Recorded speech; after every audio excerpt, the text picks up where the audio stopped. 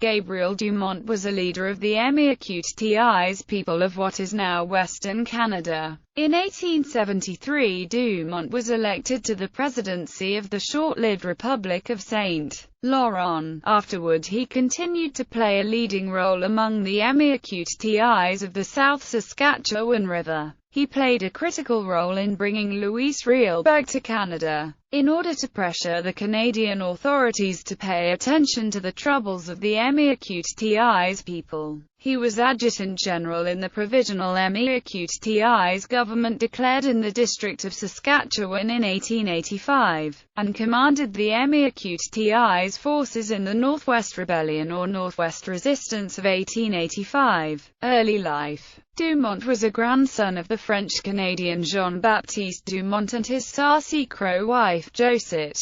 He was the second son of Isidore Dumont and Louise Laframboise. The family were at various times involved in farming, trading, hunting, and trapping in what is now the province of Saskatchewan. Gabriel was raised at Amiakutes, learning both French Catholic and Cree customs. By the time he was 12, he was considered an accomplished shot with both gun and bow, and was well known as a master horseman. In 1848, the Dumont family moved south to the area where Regina, Saskatchewan, would later be founded. Dumont, and his older brother Isidore, became buffalo hunters. Over time, Dumont learned 6 languages, and established a reputation as a guide, hunter and interpreter. He was also famed for his drinking and gambling. Dumont participated in skirmishes with First Nations, including the Blackfoot and Sioux. Dumont married Madeleine Wilkie, the daughter of the Anglo-Amiakutes chief, Jean-Baptiste Wilkie, in 1858. And in 1862 was elected chief of his Amiakutes band. He led the band to the North Saskatchewan River, where they briefly settled near Fort Carlton.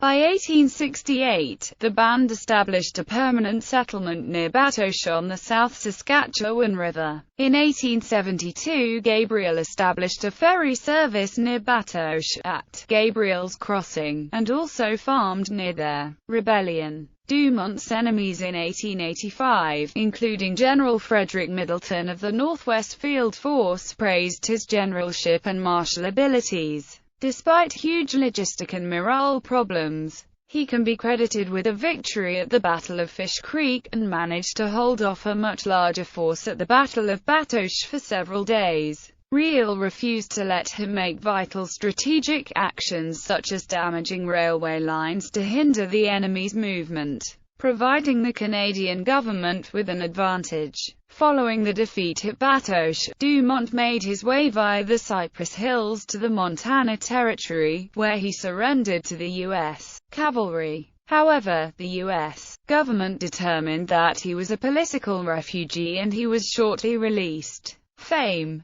In 1886, Dumont joined Buffalo Bill's Wild West, where he received top billing as a rebel leader and crack marksman. Although the Canadian government granted a general amnesty in the summer of 1886, Dumont did not return to Canada until 1888. In order to lecture in Montreal, he retired to Batoche in 1893, eventually obtaining title to the lands he had settled in 1872. He returned to his former life as a farmer, hunter and trapper, and dictated 2 memoirs of his experiences in the rebellion. He died from natural causes in 1906. Legacy. Batoche. In 1872, Xavier Letendre Batoche founded a village at this site where Amiakutes freighters crossed the South Saskatchewan River. About 50 families had claimed the river lots in the area by 1884. Widespread anxiety regarding land claims and a changing economy provoked a resistance against the Canadian government. Here, 300 Amiakutes and Indians led by Louis Riel and Gabriel Dumont fought a force of 800 men commanded by Major General Middleton between May 9 and 12, 1885. The resistance failed, but the battle did not mean the end of the community of Batoche. Historic Sites and Monuments Board of Canada, Government of Canada. In the spring of 2008, Tourism, Parks, Culture and Sport Minister Christine Tell proclaimed in Duck Lake that the 125th commemoration, in 2010, of the 1885 Northwest Resistance is an excellent opportunity to tell the story of the Prairie Emiakutes and First Nations people's struggle with